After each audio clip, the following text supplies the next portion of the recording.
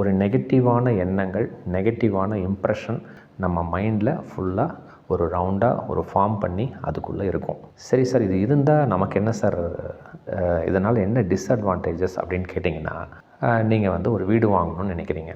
நம்ம மனசு என்ன சொல்லுன்னா, வீடு வாங்கி நீ என்ன பண்ண போகிற, வீடு வாங்கிறதுக்குன்ட்ட பணம் இருக்கா, மெயின்டெனன்ஸ் செலவு எவ்வளோ வரும் தெரியுமா, இப்போவே வீடு வாங்கி என்ன பண்ண போகிற அப்படின்னு பலவிதமான நெகட்டிவான கேள்விகளை நிறைய கேட்டுகிட்டே இருக்கோம். இப்போ ஒரு கல்யாணம் பண்ணலாம், ஒரு பொண்ணு தேடலாம் அப்படின்னு சொல்லி நீங்கள் அந்த மனநிலையில் இருக்கிறீங்க. அப்போது ஆல்ரெடி நீங்கள் மைண்ட் லூப்பில் இருக்கீங்கன்னா, உங்கள் கேள்விகள், உங்கள் மனசு என்ன தெரியுங்களா சொல்லும், பொண்ணு நீ நினச்ச மாதிரி கிடைக்குமா, பொண்ணு வேலைக்கு போனால் நீ என்ன செய்வ, உன்னை விட அதிகமாக படிச்சிருந்தா நீ என்ன செய்வ, பொண்ணை வச்சு உன்னால் குடும்பம் நடத்த முடியுமா, உன்னோட சம்பாத்தியம் போதுமா, இந்த மாதிரி தேவையில்லாத கேள்வியை கேட்டுக்கிட்டே இருக்கும். இது கேட்குறதுனால என்ன ஆகிடுவோம், நமக்கு அந்த கான்சன்ட்ரேஷன் செய்ய முடியாது. அதனால் அந்த பொண்ணு பார்க்குறத நம்ம தள்ளி விட்டுருவோம். இப்போ புரியுதுங்களா? ஸோ இந்த மைண்ட் லூப்போட வேலையே நம்ம செயலை தடுக்கிறது. இந்த நேரத்தில் நான் என்ன சொல்கிறேன்,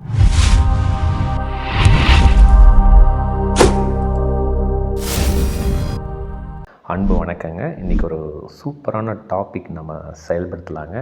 இது எல்லாருக்குமே இந்த ஒரு வீடியோ பயன்ஃபுல்லாக இருக்கும் அப்படின்னு நான் 100% நம்புகிறேங்க. அதாவது மைண்ட் லூப் அப்படின்னா என்னென்னாங்க, தமிழில் மன வளையம் அப்படின்னு சொல்லுவாங்க. இதில் பார்த்திங்கன்னா ஒரு 90% மக்கள், 95% மக்கள் இந்த மன வளையத்துக்குள்ளே சிக்கி இருப்பாங்க. ஓகேங்களா? இது சிக்கி இருந்தால் நம்மளோட செயல்பாடுகள் எப்படி இருக்கும், நமக்கு ரிசல்ட் எப்படி வரும் அப்படிங்கிறத ஒரு உதாரணத்தோடு நான் சொல்லியிருக்கேன். இதிலேருந்து எப்படி ஈஸியாக வெளியில் வரலாம் அப்படிங்கிறதையும் நான் சொல்லியிருக்கேன். நான் 100% ப்ராக்டிக்கலாக இதிலேருந்து வெளியில் வந்திருக்கேன். அந்த எக்ஸ்பீரியன்ஸை தான் உங்கள்கிட்ட ஷேர் பண்ணுறேன். ஸோ இதை அற்புதமாக செயல்படுத்துங்க. செயல்படுத்துறதுல ஏதாவது உங்களுக்கு சந்தேகம் இருந்தால் என்னுடைய நம்பர் 9080274280 வாய்ஸ் மெசேஜ் கொடுங்க. அதில் என்னால் என்ன முடியுமோ நான் உங்களோட பேசி அற்புதமாக செயல்படுத்தலாம். கட்டணம்லாம் எதுவும் கிடையாதுங்க, சார்ஜஸ் எதுவும் கிடையாது. வீடியோக்குள்ளே போகலாம். மைண்ட் லூப் அப்படின்னா என்ன?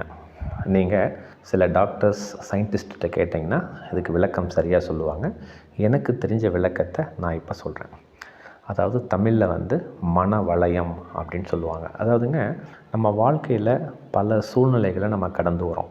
சிறப்பு குறைவான விஷயங்கள், சிறப்பான விஷயங்கள் எல்லாம் கடந்து வரும்போது நம்ம மனசோட கேரக்டர் என்னென்னாங்க, அந்த இன்சிடெண்ட்டில் நடக்கிற ஒரு தோல்விகள், ஒரு வருத்தங்கள், ஒரு அவமானங்கள், ஒரு நம்பிக்கை துரோகம், அந்த மாதிரி எல்லா விஷயங்கள், ஒரு வேதனை, ஒரு துக்கம், ஒரு மன உளைச்சல், ஒரு பய உணர்வு எல்லாத்தையுமே பார்த்திங்கன்னா ஸ்டோர் பண்ணி வச்சுக்கோம். நம்ம மனசு பார்த்திங்கன்னா அதை ஸ்டோர் பண்ணி வச்சு, அந்த ஸ்டோர் ஆனதெல்லாம் பார்த்திங்கன்னா ஒரு சர்க்கிளாக ஃபார்ம் பண்ணிக்கும். ஒரு குறுகிய வட்டத்துக்குள்ளேயே இருக்கும். நம்ம மனசு அதுக்குள்ளே தான் செயல்படும். இது தாங்க மைண்ட் லூப் அப்படின்னு சொல்லுவாங்க, மன வளையம்னு சொல்லுவாங்க. இப்போவே உங்களுக்கு புரிஞ்சிருக்கும். அந்த மன வளையங்கள் நமக்குள்ளே இருந்தால் நம்மளோட செயல்பாடுகள், அவுட்புட், நம்ம செய்கிற வேலை ப்ரொடக்டிவிட்டியாக இருக்காதுங்கிறத நீங்கள் உணர்ந்திருப்பீங்க. இது எல்லாருக்குமே இருக்குங்க. எனக்கும் இருக்கும், உங்களுக்கும் இருக்கும், மற்றவங்களுக்கும் இருக்கும். இது இயற்கை. நம்ம மனசோட கேரக்டரே என்னென்ன நடக்குதோ அந்த எக்ஸ்பீரியன்ஸில் இருக்கிற நெகட்டிவிட்டியை நம்ம அப்சர்வ் பண்ணி வச்சுக்குவோம். இதுக்கு பேர் தான் மைண்ட் லூப். இந்த மைண்ட் லூப்பை இன்னும் உங்களுக்கு புரிகிற மாதிரி சொல்லணுன்னா, ஒரு நெகட்டிவான எண்ணங்கள், நெகட்டிவான இம்ப்ரெஷன் நம்ம மைண்டில் ஃபுல்லாக ஒரு ரவுண்டாக ஒரு ஃபார்ம் பண்ணி அதுக்குள்ளே இருக்கும். இது என்ன சொல்லலாம், ஒரு எதிர்மறையான எண்ணங்கள், எதிர்மறையான ஒரு உணர்வுகள் அப்படின்னே சொல்லலாம். சரி சார், இது இருந்தால் நமக்கு என்ன சார், இதனால் என்ன டிஸ்அட்வான்டேஜஸ் அப்படின்னு கேட்டிங்கன்னா, இது இருந்ததுன்னா, ஃபார் எக்ஸாம்பிள், நீங்கள் ஒரு வீடு வாங்கணும்னு நினைக்கிறீங்க.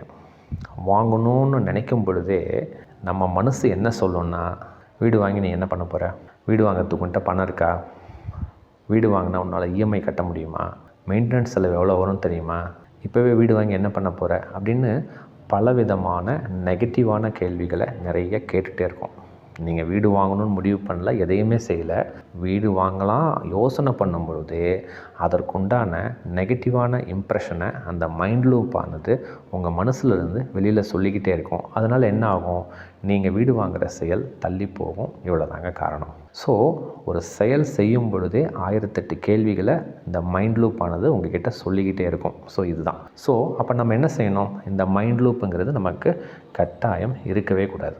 கரெக்டுங்களா? அந்த மைண்ட் லூப்பை எப்படி நாம் தூக்கணும் அப்படிங்கிறது தான். அதாவது எதிர்மறையான எண்ணங்கள் நிறைய நம்ம மனசில் சில காலகட்டங்கள்னால, சில உறவு முறையினால், சில நண்பர்கள் வட்டாரம், சில தொழில் சார்ந்த நண்பர்கள் வட்டாரங்கள்னால அந்த எக்ஸ்பீரியன்ஸ் கலெக்ட் பண்ணி வச்சுக்குது. இது இயற்கை. நல்லதெல்லாம் நம்ம கலெக்ட் பண்ணி வைக்க மாட்டோங்க. ஒரு வெற்றியானதாக இருக்கும், ஒரு சந்தோஷமான நிகழ்வாக இருக்கும், அதெல்லாம் கொஞ்சமாக இருக்கும். சரி சார், இந்த மைண்ட் லூப்புங்கிறது எனக்கு தெரிஞ்சிச்சு சார். நிறைய இம்ப்ரெஷன், நெகட்டிவிட்டி நம்ம மனசில் ஸ்டோர் ஆகிருக்குன்னு சொல்கிறீங்க, ஒரு வட்டமாக ஃபார்ம் ஆகிருக்குன்னு சொல்கிறீங்க. இதனால் என்னென்ன ட்ராபேக், இதனால் என்ன நடக்காது அப்படின்னு சொல்கிறீங்க அப்படின்னா கொஞ்சம் புரிகிற மாதிரி செய்கிறேன். ஏதாவது ஒரு செயல் செய்யலாம்னு நீங்கள் போவீங்க. உடனே இது என்ன தெரியுங்களா செயல் சொல்லும், இது முடியாது, இது உனக்கு சரிப்பட்டு வர மாட்ட, இந்த வேலை உன்னால் செய்ய முடியாது, இதை ஏற்கனவே செஞ்சுட்ட, நீ ஃபெயிலியர் ஆகிட்ட, இது எதுக்காக செய்கிற, ஏன் செய்கிற அப்படின்னு சொல்லி பலவிதமான கேள்விகளை நமக்கு கொடுத்துக்கிட்டே இருக்கும். நீங்களே செய்யலான்னு போனாலும் இத்தனை கேள்வி கேட்குறதுனால நமக்கு அந்த வேலையில் ரிசல்ட் வராது. இப்போ புரியுதுங்களா? சரி, ஓகே. இனி டெக்னிக்கலாக போகலாம். இந்த மைண்ட் லூப்புன்னா என்னங்கிறது நமக்கு தெரிஞ்சிருச்சு. இதை எப்படி நம்ம அதை க்யூர் பண்ணலாம், இது எப்படி வெளியில் எடுக்கலாம் அப்படிங்கிறத பார்க்கலாம். ஏன்னா இது வெளியில் எடுத்தால் தான் நம்மளோட செயல்பாடுகள், நம்மளோட ப்ரொடக்டிவிட்டி, நம்ம அது என்ன தேவைன்னு கேட்குறோமோ அற்புதமாக நடக்கும். அதுக்கு நான் என்ன செய்யணும் அப்படிங்கிறத இந்த வீடியோவில் சிறப்பாக பார்க்கலாங்க. நீங்கள் டாக்டர்ஸ் கிட்ட கேட்டிங்கன்னா ஒரு விளக்கம் சொல்லுவாங்க. அதாவது நியூரோ சயின்டிஸ்ட் அப்படின்னு சொல்லுவாங்க. அதாவது நரம்பியல் விஞ்ஞானிகள். அவங்களாம் என்ன பண்ணுவாங்கன்னா இதை பற்றி நிறைய ஆராய்ச்சி பண்ணி இந்த மனவளையம், இந்த மைண்ட் லூப்பை தூக்கணுன்னா என்ன செய்யணும் அப்படின்னு சொல்லியிருக்காங்கன்னா ஒரு டெக்னிக் ஒன்று சொல்லியிருக்காங்க. அதுக்கு பேர் ஆங்கிலத்தில் என்ன சொல்லுவாங்கன்னா செல்ஃப் டைரக்டட் நியூரோபிளாஸ்டிசிட்டி அப்படின்னு சொல்லுவாங்க. அதாவது சுய இயக்க நரம்பியல்கள். அப்படின்னா செல்ஃபாக நம்மளே சில ஆக்டிவிட்டீஸை கொடுத்து அந்த பிரெயினுக்கு அந்த பாசிட்டிவிட்டியை இன்க்ரீஸ் பண்ணுற செயலை நம்ம செய்யணும். அதுக்கு ஆங்கிலத்தில் செல்ஃப் டைரக்டட் நியூரோபிளாஸ்டிசிட்டி அப்படின்னு சொல்கிறாங்க. நீங்கள் நெட்டில் பார்த்தீங்கன்னா இதை பற்றி ரொம்ப டீட்டெயிலாக போட்டிருப்பாங்க. ஸோ இதை நம்ம மனசில் இம்ப்ளிமெண்ட் செஞ்சால் 100% உங்களுக்கு ரிசல்ட் வரும். அதாவது நெகட்டிவிட்டி உங்களுக்கு புரிகிற மாதிரி சொல்லணுன்னா, நெகட்டிவிட்டி நிறையா ஃபார்ம் ஆகி ஒரு பஞ்சாக இருக்குது, அது ஒரு சர்க்கிளாக ஃபார்ம் ஆகிருக்கு, ஒரு குறுகிய வட்டத்தில் இருக்குது. நீங்கள் எந்த செயல் செஞ்சாலும் அந்த நெகட்டிவிட்டியை வெளியில் காட்டிகிட்டு இருக்குது. அது ஒரு பலூன் நினச்சிக்கோங்க. ஒரு பலூனில் ஃபுல்லாக நெகட்டிவிட்டி நிறையா இருக்குது. நான் என்ன சொல்கிறேன்னாங்க, இந்த செல்ஃப் டைரக்டட் நியூரோபிளாஸ்டிசிட்டி அப்படின்னு சொல்கிறாங்க இல்லைங்க, இது என்னன்னாங்க ஒரு ஊசி மாதிரி. ஓகேங்களா? இதை நீங்கள் செயல்படுத்துனீங்கன்னா அந்த ரிங் இருக்குது இல்லைங்க, அந்த பலூன் இருக்குது இல்லைங்க, போய் பஞ்ச் பண்ணிவிடும். ஒன்ஸ் பஞ்ச் ஆச்சுன்னா அந்த நெகட்டிவிட்டி ஃபுல்லாக வெளியில் வந்துடும். புரியுதுங்களா? அதை பஞ்ச் பண்ணணுன்னா அந்த பாசிட்டிவிட்டி நீங்கள் பண்ணுற ஆக்டிவிட்டீஸ் பார்த்திங்கன்னா அந்த மூளைக்கு செயல்படுத்தும் திறமையை கொடுக்கணும். அதுக்கு நீங்கள் என்ன செய்யணும் அப்படிங்கிறது தான் இந்த இடத்துல இதுக்கு சொல்யூஷன். என்ன செய்யலாம்னா பாசிட்டிவிட்டியை இன்க்ரீஸ் பண்ணணும். இதுக்கு தான் நான் பல வீடியோவில் உங்களுக்கு நான் சொல்லியிருக்கேன். அஃபர்மேஷனை அற்புதமாக செயல்படுத்துங்க. அஃபர்மேஷனை செயல்படுத்த அது என்ன ஆகும்னா அந்த ஊசி தான் அந்த அஃபர்மேஷன் போயிட்டு அந்த பலூனை டச் பண்ணும். அந்த மைண்ட் லூப்பை டச் பண்ணும் பொழுது ஒன்ஸ் பஞ்ச் ஆச்சுன்னா அதில் இருக்கிற நெகட்டிவிட்டி ஃபுல்லாக பஸ்ட் ஆகி வெளியில் வந்துடுங்க. ஓகேங்களா? இந்த இடத்துல ஒரு எக்ஸாம்பிள் சொன்னால் உங்களுக்கு புரியும். இப்போ ஒரு கல்யாணம் பண்ணலாம், ஒரு பொண்ணு தேடலாம் அப்படின்னு சொல்லி நீங்கள் அந்த மனநிலையில் இருக்கிறீங்க. அப்போது ஆல்ரெடி நீங்கள் மைண்ட் லூப்பில் இருக்கீங்கன்னா உங்கள் கேள்விகள், உங்கள் மனசு என்ன தெரியுங்களா சொல்லும், பொண்ணு நீ நினச்ச மாதிரி கிடைக்குமா, பொண்ணு வேலைக்கு போனால் நீ என்ன செய்வ, உன்னை விட அதிகமாக படிச்சிருந்தா நீ என்ன செய்வ, பொண்ணோட ஊர் ஒரு 300 கிலோமீட்டருக்கு அந்த பக்கம் இருந்தால் நீ என்ன செய்வ, பொண்ணை வச்சு உன்னால் குடும்பம் நடத்த முடியுமா, உன்னோட சம்பாத்தியம் போதுமா, இந்த மாதிரி தேவையில்லாத கேள்வியை கேட்டுக்கிட்டே இருக்கும். இது கேட்குறதுனால என்ன ஆகிடுவோம், நமக்கு அந்த கான்சன்ட்ரேஷன் செய்ய முடியாது. அதனால் அந்த பொண்ணு பார்க்குறத நம்ம தள்ளி விட்டுருவோம். இப்போ புரியுதுங்களா? ஸோ இந்த மைண்ட் லூப்போட வேலையே நம்ம செயலை தடுக்கிறது. இந்த நேரத்தில் நான் என்ன சொல்கிறேன், இந்த அஃபர்மேஷன், அந்த ஊசி, அந்த பலூனை உடைக்கக்கூடிய ஊசி தான் அஃபர்மேஷன். அந்த அஃபர்மேஷன் எப்படி நம்ம செயல்படுத்தணும்னா, நீங்கள் ஆல்ரெடி 24x7 மகிழ்ச்சி யூடியூப் சேனலில் ப்ளேலிஸ்ட்டில் அஃபர்மேஷன் ஒன்று இருக்குது. சிறப்பாக அதை பாருங்கள். பார்த்துட்டு உங்கள் சூழ்நிலைக்கு ஏன்னா இப்போ நான் திருமணத்தை பற்றி பேசுகிறேன், உங்களுக்கு ஏகப்பட்ட வேறு சூழ்நிலைகள் கூட இருக்கலாம். அதுக்கு எந்த மாதிரி அஃபர்மேஷன் பண்ணணுங்கிறத அந்த வீடியோ நீங்கள் பார்த்தீங்கன்னா உங்களுக்கு நல்லா புரியும். ஸோ திருமணத்துக்கு நீங்கள் என்ன செய்யலான்னா, இறைவனர்களால் நான் சந்தோஷப்படுற மாதிரி எனக்கு ஒரு அற்புதமான பெண் இறைவனர்களால் சிறப்பாக கொடுக்கக்கூடிய சூழ்நிலையை உருவாக்கிக்கிட்டே இருக்காங்க. இந்த சூழ்நிலை எனக்கு ரொம்ப சந்தோஷத்தை கொடுக்குது, இறைவனுக்கு நன்றி அப்படின்னு சொல்லிட்டு இந்த அஃபர்மேஷனை நீங்கள் 100% நீங்கள் செயல்படுத்திக்கிட்டே இருக்கணும். ஒன்ஸ் நீங்கள் செயல்படுத்த என்ன ஆகும்னா, அந்த அஃபர்மேஷனுங்கிற நீடில் அந்த மைண்ட் லூப்புங்கிற பலூனை போயிட்டு ஜஸ்ட் ஒரு குத்துச்சுன்னா அதில் இருக்கிற நெகட்டிவிட்டி ஃபுல்லாக வெளியில் வந்துடும். இப்போ இந்த இடத்துல நிறைய கேள்விகள் நீங்கள் என்ன கேட்குறீங்கன்னா, சார் இந்த அஃபர்மேஷனை நான் ஒரு தடவை சொல்லணுமா, 21 தடவை சொல்லணுமா, 10 தடவை சொல்லணுமா அப்படின்னு கேட்குறீங்க. இதெல்லாம் கணக்கே கிடையாதுங்க. ஓகேங்களா? என்னை பொறுத்த வரைக்கும் நீங்கள் சொல்கிற அஃபர்மேஷன் அந்த பலூனை போய் குத்தணும். ஒரு சில நேரங்களில் ஒரு சில காலகட்டங்களில் அவரவர்கள் மனநிலையை பொறுத்து ஒரு தடவை நீங்கள் பாசிட்டிவாக சொன்னாலே குத்திடும். ஒவ்வொருத்தருக்கு 10 தடவை சொல்லணும், ஒவ்வொருத்தருக்கு ஒரு பல தடவை சொல்லணும். ஸோ இது அவங்கவுங்க மனநிலையை பொறுத்து சூழ்நிலையை பொறுத்து மாறும். என்னை பொறுத்த வரைக்கும் சிம்பிளாக உணர்தல் தன்மையோடு நீங்கள் சொல்கிறத இந்த ஆழ்மனம் அக்செப்ட் பண்ணுற அளவுக்கு நீங்கள் அஃபர்மேஷனை செயல்படுத்துனீங்கன்னா ஒன்ஸ் அந்த பலூன் பஞ்ச் ஆகிடும். அந்த உள்ளே இருக்கிற அந்த எதிர்மறையான அந்த உணர்வுகள், அந்த நெகட்டிவிட்டி பார்த்திங்கன்னா கம்ப்ளீட்டாக வெளியில் வந்துடுங்க. புரியுதுங்களா? ஒன்ஸ் இது வெளியில் வந்துட்டால் போதுங்க, நீங்கள் என்ன கேட்டிருக்கீங்களோ, என்ன அஃபர்மேஷன் கேட்டிங்களோ அதற்குண்டான சூழ்நிலை சிறப்பாக நடக்கும். இவ்வளோ தாங்க ஃபார்முலா. இப்போ ஒரு உண்மையான சம்பவத்தை நான் சொல்கிறேன். ஒரு பெண், அவங்களுக்கு இப்போ வயசு பார்த்திங்கன்னா 35 வயசு. அவங்க ஒரு 22, 23 வயசில் நடந்த நிகழ்வை சொன்னாங்க. காலேஜ் படிக்கும் பொழுது பார்த்திங்கன்னா ஒரு பையன் ஒரு கடைசி நாள் காலேஜெலாம் முடியும் போது தான் பேசியிருக்கான். பேசிவிட்டு நம்ம கல்யாணம் பண்ணிக்கலாமா அப்படின்னு கேட்டிருக்கான். அவ்வளோதான். அவங்க எதுவும் லவ் பண்ணல, பேசுனதில்லை, எதுவுமே கிடையாது. அவங்க கிளாஸ்மேட். கேட்டவுடனே இந்த பொண்ணு என்ன சொல்லிடுச்சு, இல்லை இது எனக்கு பிடிக்கல அப்படின்னு சொல்லிட்டு வந்துட்டாங்க. இவ்வளோ தான் கம்யூனிகேஷன், வேறு எதுவுமே நடக்கலை. அதுக்கப்புறம் இவங்களும் யூஜி படிக்கிறாங்க, அந்த பையனும் யூஜி படிக்கிறான். பட் அப்பப்போ அந்த காலேஜ் ஃப்ரெண்ட்ஸ்லாம் மீட் பண்ணும் பொழுது பார்ப்பாங்க. பட் இதை பற்றி 2 பேருமே பேசுகிறதில்ல. ஸோ அதுக்கப்புறம் பல வருடங்கள் ஓடுது. அந்த 21 வயசுலேருந்து 25 வயசு, 26 வயசு. அந்த பையனும் வேலைக்கு போயிட்டான், இந்த பொண்ணும் ஒரு கம்பெனியில் வேலைக்கு போயிட்டாங்க. பார்த்திங்கன்னா அந்த பொண்ணு ஒரு மருத்துவத்துறையில் தான் இருக்கும் பொழுது ஒரு கெட் டுகெதர் ஃபிக்ஸ் பண்ணுறாங்க. ஃபிக்ஸ் பண்ணும்பொழுது அந்த பையனும் அந்த மீட்டிங்க்கு வரான்.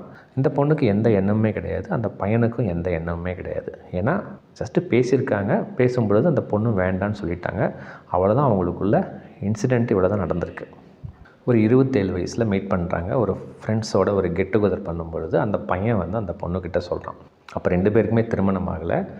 இல்லைம்மா, நான் அன்றைக்கி ஒரு 20 வயசு 21 வயசில் எனக்கு அந்த நேரத்தில் அது எதுவும் தெரியல, அது ஒரு விளையாட்டுத்தனமாக நான் பண்ணிட்டேன், அதனால் நீ தப்பாக எடுத்துக்காத, இதை மனசில் வச்சிட்ருக்காத, இது ஒரு டைம் பாஸ்ன்னு நினச்சிக்கோங்க அப்படின்னு சொல்லிவிட்டு அந்த பையன் சொல்லிட்டு போயிட்டான். இது ஒரு சாதாரண வார்த்தை தான்.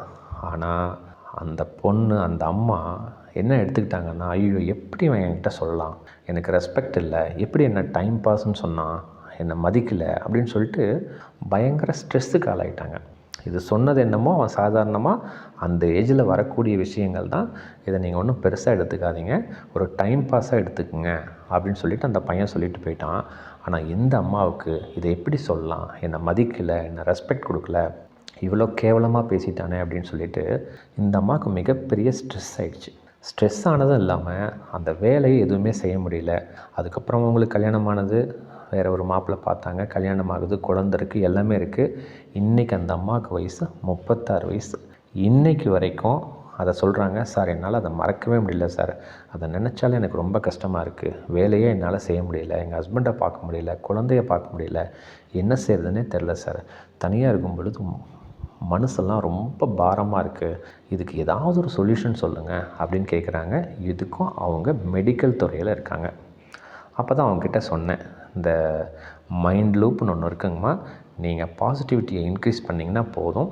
ஒரு மெச்சூரிட்டியாக இருக்கும் பொழுது அது நினச்சது தப்பு இல்லை, அன்றைக்கி ஏதோ தப்பு பண்ணிட்டோம், தப்பாக நான் செயல்படுத்திட்டேன், ஐ எம் எக்ஸ்ட்ரீம்லி சாரி, ஒரு டைம் பாஸாக எடுத்துக்கோ அப்படின்னு தான் அவன் சொல்லிட்டு போயிருக்கான். இது தவறே இல்லை. ஆனால் இவங்க எடுத்துக்கிட்ட விதம் என்னை அலட்சியப்படுத்திட்டான், என்னை மதிக்கலை, எனக்கு ரெஸ்பெக்ட் கொடுக்கல, எனக்கு மனசு உடைஞ்சிருச்சு அப்படின்னு சொல்லி எப்போ நடந்தது, 21 வயசில் நடந்ததை 25 வயசில் தெரிஞ்சுக்கிட்டு இன்றைக்கி 36 வயசு வரைக்கும் அந்த ஸ்ட்ரெஸ்ஸை, அந்த மைண்ட் லூப்புங்கிற பலூனில் நிறைய ஸ்ட்ரெஸ்ஸை வச்சுருக்கிறதுனால இவங்க லைஃப் இன்றைக்கி கம்ஃபர்டபுளாக இல்லை. இப்போ புரியுதுங்களா? ஸோ அப்போ தான் உங்களுக்கு நான் சொன்னேன், இந்த மைண்ட் லூப்பில் நீங்கள் சிக்கிட்டீங்க. மெடிக்கல் இன்ஸ்டியூட்டில் இருக்கிறதுனால, மெடிக்கல் ரிலேட்டடாக நீங்கள் ஒர்க் பண்ணுறதுனால இதில் நீங்கள் ஃபஸ்ட்டு ரிலீஸ் பண்ணுங்கள். ரிலீஸ் பண்ணணும்னு சொன்னீங்கன்னா ஒரு பாசிட்டிவான அஃபர்மேஷனை நீங்கள் போடுங்கன்னு சொல்லி அவங்களுக்கு இந்த அன்பு தியானம், கேள்வி தியானம் இதெல்லாம் சிறப்பாக சொன்னேன். எப்படி நீங்கள் அஃபர்மேஷன் பண்ணணும்னு சொல்லும் பொழுது அவங்க செயல்படுத்த ஜஸ்ட் ஒரு 1 வீக்கில் பார்த்தீங்கன்னா அதுலேருந்து ரிலீஸ் ஆகிட்டாங்க.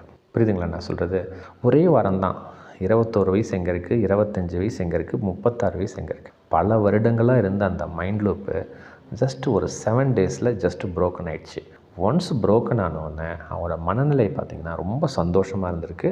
அப்போ எனக்கு ஃபோன் பண்ணியிருந்தாங்க, சார் ஒரு வாரம் தான் சார் ப்ராக்டிஸ் பண்ணேன், நான் தான் தவறு பண்ணிட்டேன், எனக்கு நல்லாவே தெரியுது, இது ஒரு விஷயமே இல்லை, ஒரு சாதாரண விஷயத்த சொல்லியிருக்கேன், அதை என்னோடய மனசு இத்தனை வருஷமாக கேரி பண்ணிகிட்ருக்கு, இப்போ தான் சார் எனக்கு உணர்கிறேன், இப்போ நான் அதிலேருந்து ரிலீஸ் ஆகிட்டேன், உண்மையாலுமே இது ஒரு மிகப்பெரிய விஷயம் சார், நான் மெடிக்கல் லைனில் இருந்தும் இவ்வளோ தூரம் மைண்ட் லூப்னால் என்னன்னு தெரிஞ்சும் நான் இந்த மாதிரி செயல்படுத்துகிறேங்கும் பொழுது ரொம்ப கஷ்டமாக இருக்குது, பரவாயில்ல சார், நான் ரொம்ப சந்தோஷமாக இருக்கேன் அப்படின்னு அவங்க சொன்னாங்க. ஸோ புரியுதுங்களா? இதுலேருந்து என்ன நம்ம தெரிஞ்சுக்கணுன்னாங்க, நம்மளோட இலக்கு எது வேணால் இருக்கலாம்.